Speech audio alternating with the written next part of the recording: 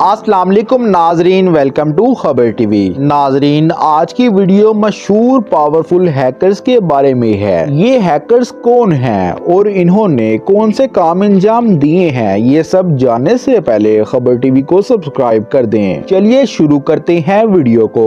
नाजरीन, 2023 में ऑस्ट्रेलिया के शहर मेलबर्न में एक फैशन कपड़ों का इवेंट ऑर्गेनाइज किया गया। इस फेस्टिवल में एक ऑस्ट्रेलियन फैशन कंपनी ने अपने कपड़े रिप्रेजेंट किए जिसमें अल्लाह का नाम और अरबिक प्रिंट करके इस्लाम की तौहीन की गई थी। जैसे ही इस शो की पिक्चर्स और वीडियो इंटरनेट पर अपलोड हुई तो बहुत सारे मुसलमानों ने इसे क्रिटिसाइज किया, लेकिन किसी ने इस मामले को सीरियसली नहीं लिया। लेकिन फिर दुनिया के सबसे बड़े मुस्लिम हैकर्स ने मिलकर ऑस्ट्रेलिया की 70 ऑफिशियल वेबसाइट पर अटैक किया और एक साथ ऑस्ट्रेलिया की साइबर कंपनी को कॉम्प्रोमाइज कर दिया।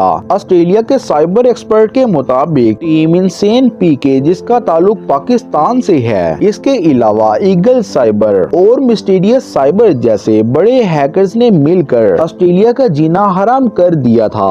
मजे की बात ये है कि पाकिस्तानी हैकर्स ने ऑस्ट्रेलिया के बड़े बड़े बैंक को हैक कर लिया, जबकि मिस्टीरियस टीम ने गवर्नमेंट वेबसाइट को हैक कर लिया। जब ये ऑस्ट्रेलिया पर साइबर अटैक हुआ तो इस फैशन शो के मालिक ने माफिया मांगना शुरू कर दी, लेकिन साइबर हैकर्स पहले से ही ऑस्ट्रेलिया का बेड़ा गर्क कर चुके थे।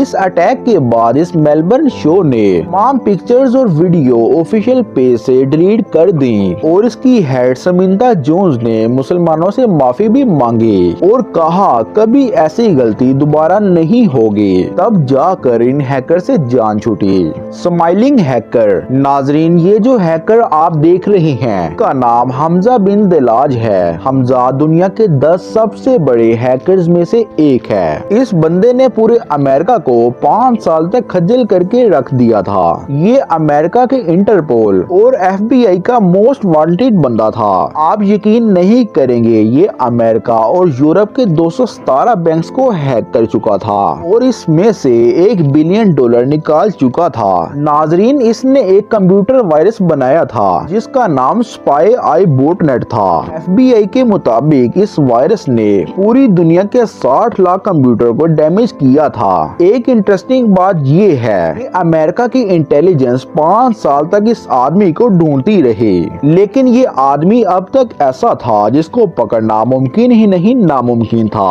आप ये सुनकर हैरान होंगे कि ये आदमी अमेरिका से पैसा निकाल कर अफ्रीका और फलस्तीन के मुसलमानों की मदद करता था। इंटेलिजेंस के मुताबिक इस आदमी ने फलस्तीन को तकरीबन $280 मिलियन डोनेट किए ताकि वो इसराइल का मुकाबला कर सके। बदकिस्मती से 2013 में FBI ने थाईलैंड पुलिस के साथ मिलकर इसको बैंकॉक में अरेस्ट कर लिया था।